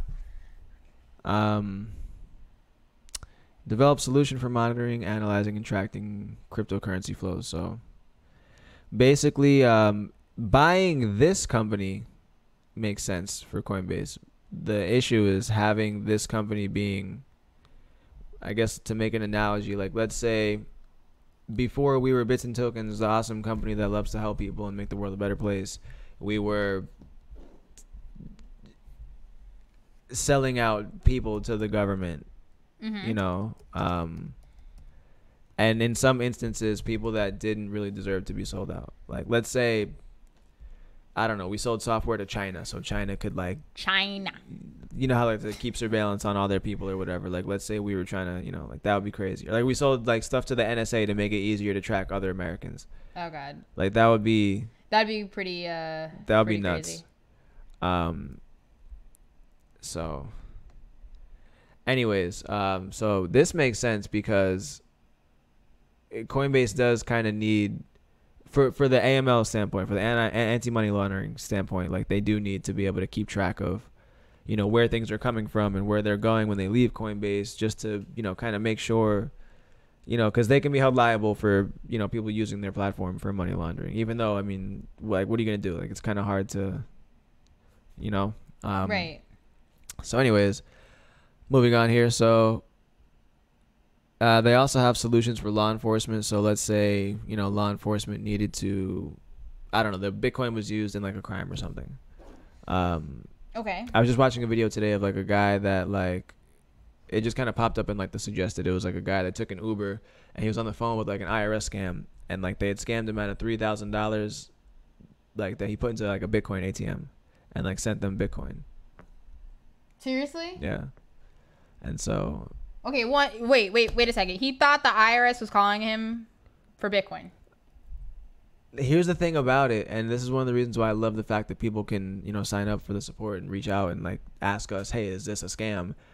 You'd be surprised how many people fall for that stuff. But that's wild because the government literally does not mess with cryptocurrency. Right, but like the government, I need everybody to listen to me. The government does not mess with cryptocurrency. We live in the United States. They want your dollars. They do not want your crypto. So kind of. Oh my God. The Ohio State government will accept crypto for house taxes. Right, but that's, if I'm not like mistaken. No, they're I think never it was Ohio. gonna ask you, hey, can you send us Bitcoin? Like what? Here's the thing. That's nuts. For these scams, this one's a That's free nuts. one because this Oh, one's like God. super easy. Everyone should know this. For those type of scams or whatever, you definitely want to call whatever organization it is that says that they're calling you. Right. Like if someone calls you and says, "Oh, I'm from Bits and Tokens," they should probably be calling from our 786 number. Well, here, I'll make it a little easier. The IRS is not just going to call you. They're going to send you a letter. Right. Multiple letters, and then they may call you. They don't have, IRS does not have a call center. Like, they have people who work there. They have, you know, some support.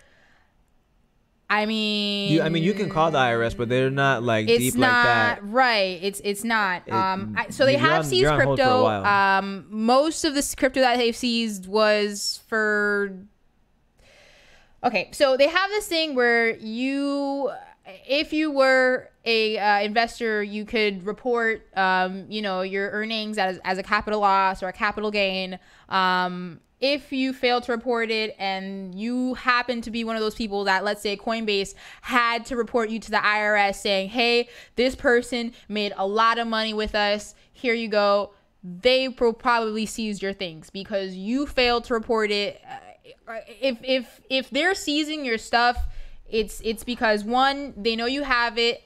That means you have a really high amount that you made with the company. The company reported you. Chances are the company also told you that they needed to tell them this information, which we've seen before in the past. But like, you know, it's one of those things where the IRS is just not gonna come after you and ask you to get, like, you know, send me your like Bitcoin or like that's something that's out of the ordinary.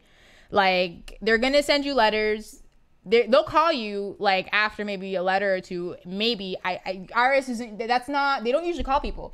Government agencies do not usually call people. That is not something that usually happens. Mm-hmm. And I personally dealt with you know, multiple government agencies, and they literally do not call you.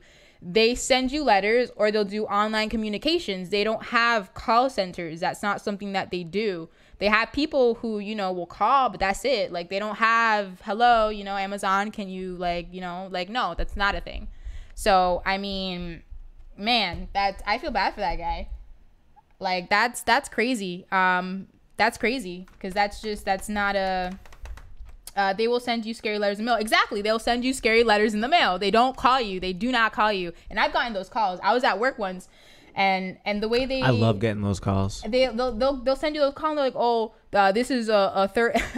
And the way they worded it, they're like, oh, this is a third attempt or second attempt of us calling you and trying to reach you.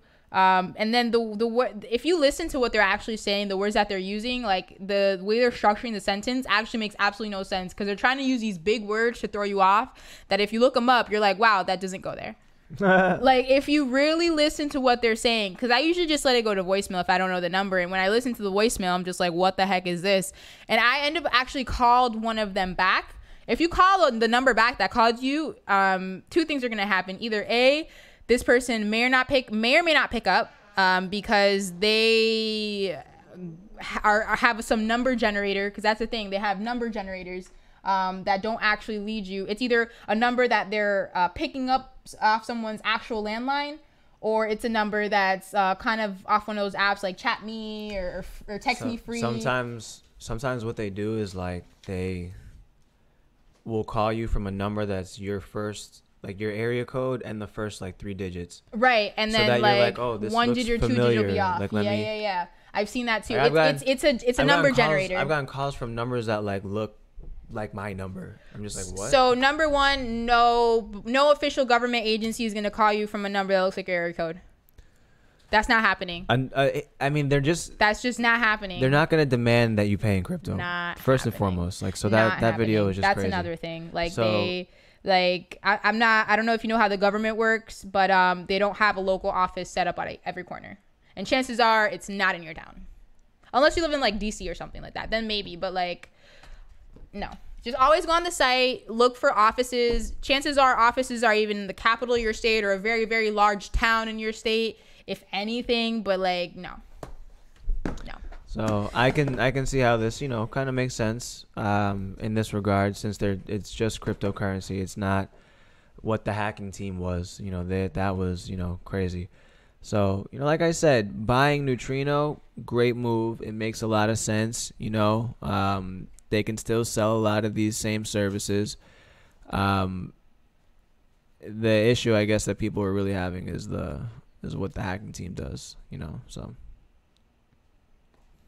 So here we go. Solutions for financial services. Instead of having to pay for specifically this, is what Coinbase would really be using. Instead of having to pay them to use it, they just bought them and will use it. And then most likely sell. You're cutting out the middleman. I mean, I guess it's really sad because it's shady. You're literally buying the middleman, I guess. I don't know. That's funny. Technically, yeah. I know. On their blog, Coinbase acquires Neutrino. Yeah, I mean, it's shady, guys. All you can do is really hope for Coinbase to make the right decision, because at the end of the day, if they don't, you're going to lose your customers. That's the sad part. Well, they're already losing customers. Right. The hashtag leave Coinbase is... It's trending. I've seen it. It's a whole thing. But I mean, if they can do two things in this situation. They can continue to lose people, or they can prove everyone wrong. Only two things you can do in this situation. Because I mean, really, and like honestly, it's just not. No. This is an older one. What? Coinbase map being misleading. I don't think let me that's go to latest. The one. Yeah. You're at top. Why does it show me something from January 20th, January 4th? This is not the latest. There's no way. No, I don't think so. Was that not the hashtag? What was the hashtag that was like trending? Let me see.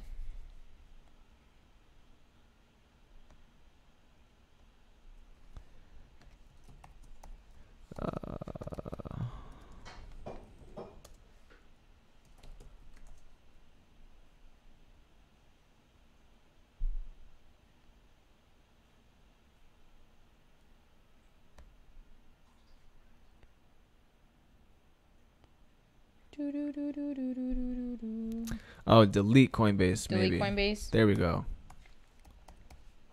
Oh, yeah, that makes sense. Yep, here we are. Yeah, it's delete Coinbase. As soon as I typed in delete, it showed up. Yeah, delete Coinbase. Yeah, that's the most Most recent one. Okay. Yeah. So it looks like 45 seconds ago. Mr. B. It looks like somebody BTC sessions in depth on #delete Coinbase explanation. Okay, so I kind of want to take a look at that whenever that is. Yeah, so it looks like people are really are really concerned with this situation, of course. Yeah, because it looks like, I mean, every other minute you see something.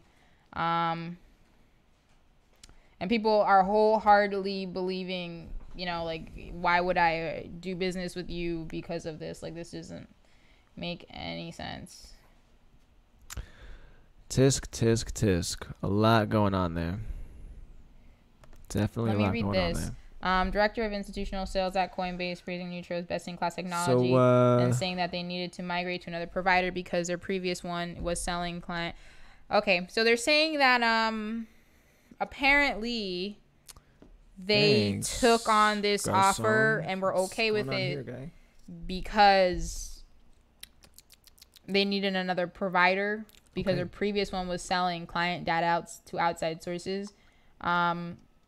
The way this is written out, it sounds like Neutro themselves no longer wanted to do this action. So I guess the new part of the story is that Coinbase is saying the previous person that they were working with in this regard, like to do the whole data thing for them, was selling that data to like third party, like to like other companies or whatever. Oh, okay. So they're like, oh, we had to buy this company to make sure we keep it in-house so we know what they're doing. But at the same time, the issue that people have is that this company has a very shady past because they come from the hacking team. Like, that's who they are. They just switched. If you notice, the hacking team, their website, on the bottom, it said copyright 2016. I mean, usually you would update that every year. Right. So they're not really a thing anymore. They've been disbanded, so to speak. But I don't think it was really that they were disbanded. I think that they just kind of rebranded their stuff to make it less hacked sounding. Right. Because that wasn't, I mean, maybe to... Now it's just called Xflow Inspect if you want to, like, look at cryptocurrencies and, you know, Xflow Insight. But I mean, do you think that I don't know about that because that's strange. Because I'm seeing like you said, the Coinbase one of their executives is saying that, but I'm trying to see like what I'm not seeing anywhere from the actual company like coming out about it and like saying like, you know, like we wanted to do this or we wanted the change of environment. Like I'm just seeing that, hey, Coinbase is just praising them, which I mean, cool, kudos to you, but honestly, like, so from this company's blog, basically they're just saying, you know, the neutrino's right, we're been proud acquired. That's it. Like, that's not, you know, what like, you know, I don't know. They're putting up a valid fight. So interestingly enough, this part kind of stands out to me a little bit. It says, over the past 3 years, we've created the best platforms available for the analysis, investigation, and identification of illegal cryptocurrency transactions on different blockchains and within smart contracts. Okay. So over the past 3 years, 3 years ago, it was 2016, and that's the last time that website was updated. So it looks like they literally just like cut ties over there, brought some of the products over, and just rebranded them, shuffled a couple things around, and we're like, hey, we're good guys. That's crazy. So, like I said, I mean, it makes sense why people are upset about that. Okay, here answers our question. Neutrino will continue to operate as a standalone business. So they're still going to be doing all the same things that they are currently doing with the, you know, helping law enforcement and doing, you know, whatever else, and you know, they'll be able to sell the same services that Coinbase will be able to use to other businesses as well. It's just that, you know, Coinbase obviously gets that free. I mean, they paid a lot for it, but free. Yeah, no, Coinbase, now you see why people are a little kind of. Well, you know? After reading that statement, because I mean, obviously, you know, I get why people are concerned, but they're saying they're continuing as a standalone. But so So are you continue as a standalone business with your current practices, or are you continuing as a standalone business by staying your own department? No, they're gonna Like, continue to do the same things that they're currently doing. All of the products and services that they offer here. I mean, because they would have just changed it already if they're not offering that anymore. So they're still gonna have, one of their first things is Xflow, for law enforcement. Maybe help some other financial services as well. And they're gonna just kind of keep doing what they're doing. Yeah, no. So here's my thing. And I don't want to like bust anyone's bubble, but like, if they were actually doing this for like good, like, hey, we're gonna try to like, hunt down, I don't know, Al Qaeda, for example, who's trying to blow up a country. Sure. But if you're, doing your due diligence to go out for someone who like honestly like doesn't deserve it, because I know countries, like I've spoken to people, for example, from Russia, older people, and they are horrified by the words of this call is being recorded. Horrified. Like they will literally not speak to you because unfortunately in that country, anything and everything you say, if you say anything, wrong about the government, that's being used against you and they'll come after you. And that's not okay. So, if they're doing the shady things like that, honestly, like absolutely not. But, I mean, if they change their practice and go after actual issues and actual like criminals who are actually trying to do harm and like hurt other people, now here's the thing.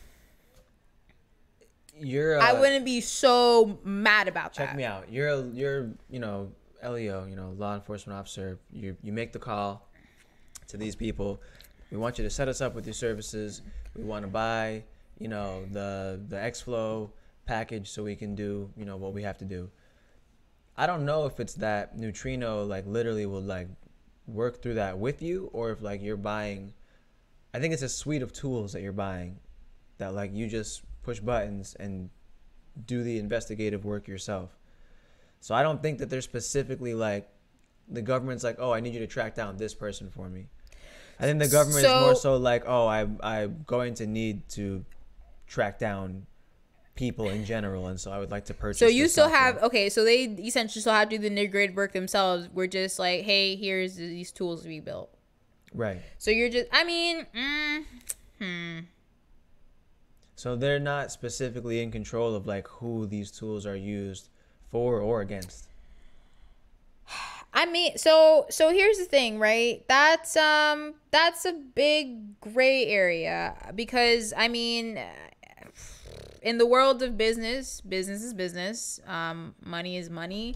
And I don't want to sound inconsiderate, but at the same time, I can't control like if you go to a gun shop and I sell you a gun and you have all the right credentials and whatever and you're certified, here you go. I'm selling you this because whatever. But at the same time, I can't control whether or not you go and shoot up a bar or a school or this, that, and the third. So that's an excellent point. And because that's a gray area right there. I would counter that point with this one. Some of the people that they've sold things to in the past are known not nice people.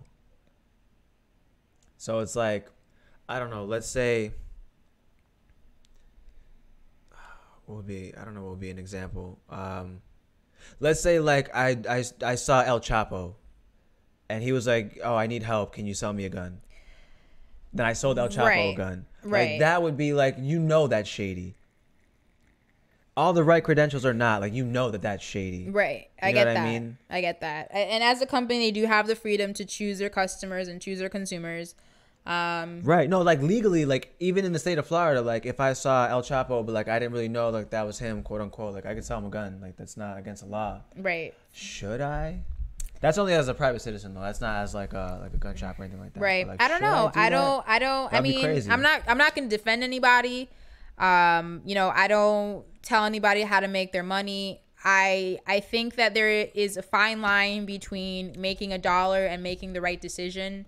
Because honestly, if you are selling your credentials to someone who's not going to make the right decision, then well, that's all on the company then at that rate. And I mean, people, it is upsetting. I understand. I understand where that's coming from, but yeah. Anyways, I'm sure the chat's like half and half about this. Most people are upset about it. Well, I don't know.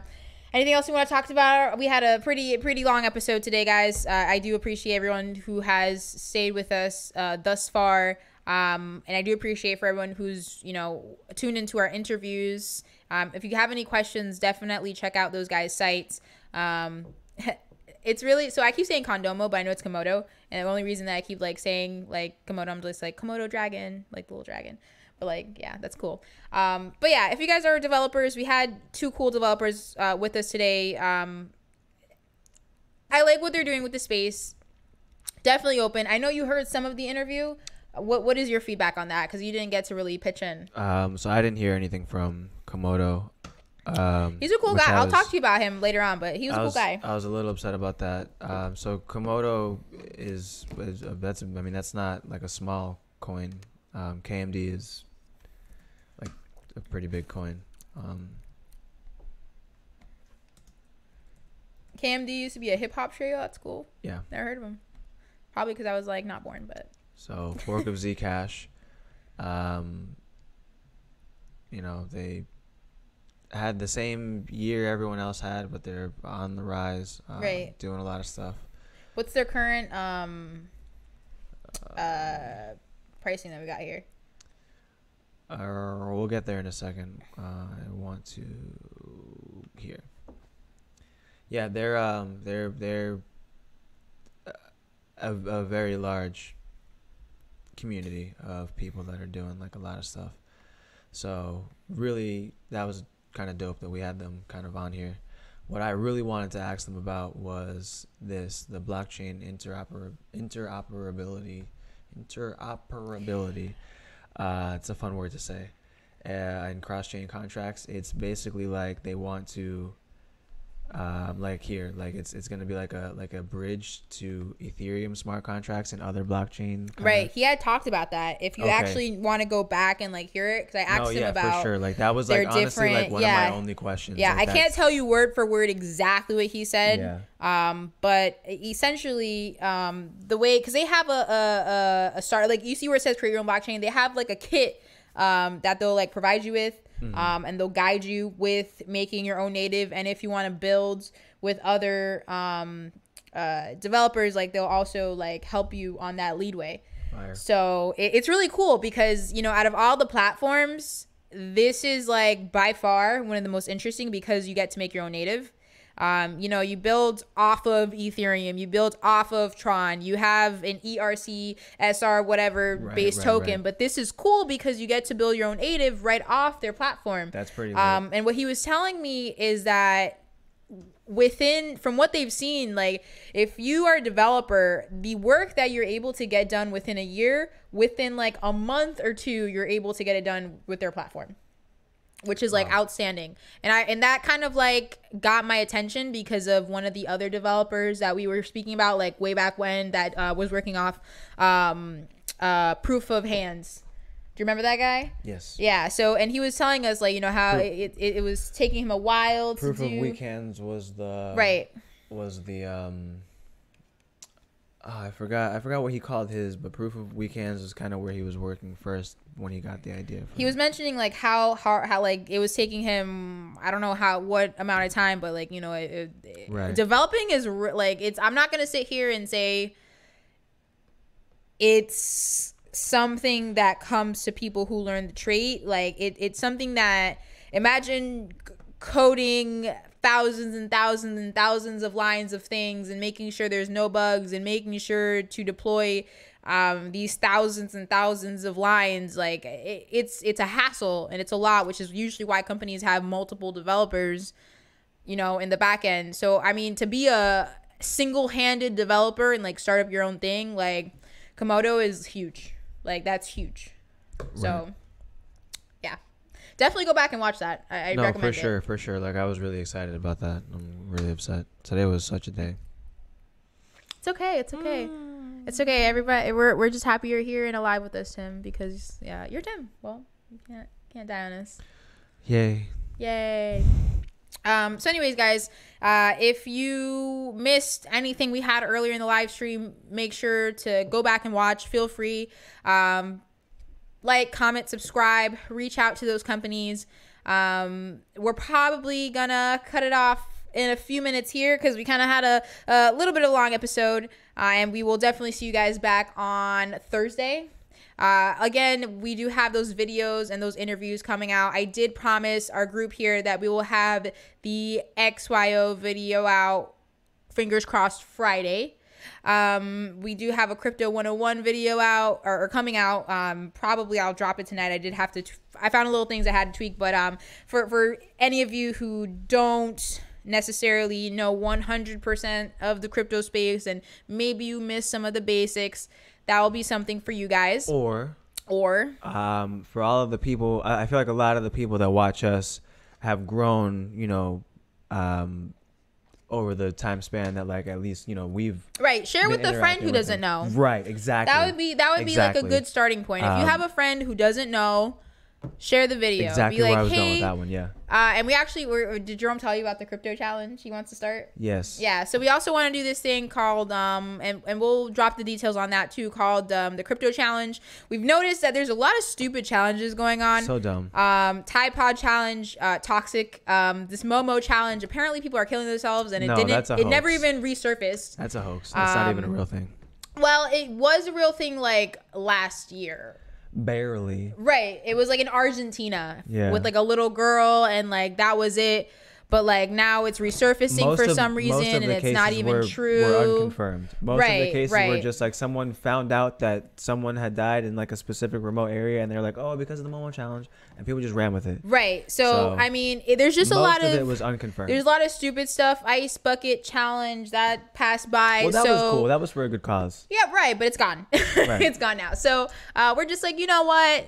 We need a crypto challenge. So we're going to start a crypto challenge with you guys, and share it to your friends, because essentially what it's going to be is a crypto challenge for someone that you don't that hasn't learned about crypto.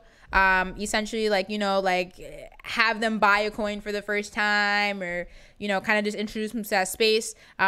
Jerome's really the one who came up with it, and we'll get all that information out to you guys eventually. Here's my understanding of it that I think would be really cool, right? Your understanding. Go ahead. So crypto challenge. Someone that doesn't know anything about Bitcoin, blockchain, any of the above. You buy them some crypto and you send it to them. From there, pick like 3 people, right? And then you send them some crypto. I guess from Coinbase. I don't know. Yeah, kind of like what we did when we went out and we just gave people crypto. Right. We explained a little bit, something, asked them what they knew, what they wanted to know, sent them $10 for sitting down and having a conversation with us. Did that at the school. We did the Bitcoin in the Hood video. Pretty good video.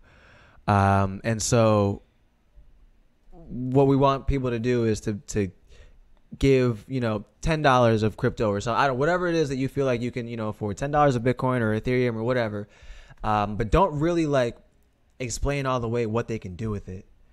Allow them to kind of do the research themselves, because that's like the part that is fun. Telling people, oh, you can just cash it out, you can have $5 or $10 or whatever, is not really like that cool. Right. So don't tell them like specifically what they can do with it. Just let them kind of look up other stuff, and it's not going to infect everyone, but hopefully the people that it does infect will then reciprocate the crypto challenge and give $10 or whatever of Bitcoin to someone else. Right. And then, hopefully if this like actually catches on, we'll find people doing like, $100 at a time, and like, cool. I can see like some big YouTubers like doing like the Mr. Beast channel. He does all those like, giving $10,000 to this person. Right. I mean, I'm sure there's YouTube channels that cryptocurrency channels that probably have done this, probably have done what we've done. But no, I've never seen any other videos of people going out and filming themselves giving people Bitcoin like for free. None other channel. No, I've never seen that. None of them. No crypto channel. I've never seen that. Crazy. Okay, well, I guess we're the first one to the punch. But Bitcoin Bitcoin to people. Let me just Google this real quick. But I've never seen that. I want to see this, you know, like become a little thing. Just I don't know. Feel free. Man giving away free Bitcoin. All right, so here's a video. Seen those before. This would be like the only. No, I don't think so. So this is like a 30-second video. Like, I'm sorry. What's going on? What is going on? I don't know what's going on. Okay, this is like kind of different. Okay, number That's one, pretty cool. He literally told people to go up to that sign. I promise you. There's no way people were on that sign like that. That's cool. That's straight. I I mean, mean he that's didn't really- cool, but it's not what I expected. Can't really explain anything, and it's for BTC.com, which I guess that's cool. We like went up to people and like made sure that we were explaining things, Right. like getting that. Like when you did those interviews at the school, like some people had like to see the varying levels of like how much people knew about it was so cool. Like one of the first guys was like, oh, you know, like I know a little bit about it. My friends used to, you know, do that whole Bitcoin thing. I never really got into it. So I was like, okay, well, cool. Well, thanks for sitting down with us. Here's $10 worth of Bitcoin. Right. And then right. some people were like, you know, I've heard that you can trade with it. You can make money. You can do this and that. Boom. Here's $10 worth of Bitcoin. And then some people were like, oh, I like this coin. I like that coin. You know, Right. like, Right. it was, Exactly. and some people just had no idea anything. And they were just like, oh, I mean, I've heard of that word, you know, but like I don't Right. know, you know, really anything about it. And then you got Right. to explain some stuff. Yeah. And then in the hood videos or video was I just remember somebody. I mean, most people didn't didn't know. anything about Like, it. they'd Like, heard of it, nothing. but they I don't like, even know if they really heard like, of it of the because word that one Bitcoin. guy said like, "Oh yeah, it's that thing on TV." I was like, "Never have I ever seen Bitcoin on TV." Hold on, wait. No, no. At We're not on the same page. At that point, we'd definitely seen it on like CNBC and like websites like that and Okay, whatnot. well, like on the news, Right. Yeah, I think that's what he was alluding to. maybe. Is that Well, he was saying may about have he seen said it. commercial. He specifically said the word commercial, like the I don't commercials think on so. TV. Let's go watch. Let's go We'll, watch. The we'll video have to again. go back, but like I don't you think it was know, commercials. But either way, though, like having heard it in passing, and then seeing like all the varying levels of people like have heard it and they've traded with it, have heard it and they actually like other coins as well, and like that's cool to me.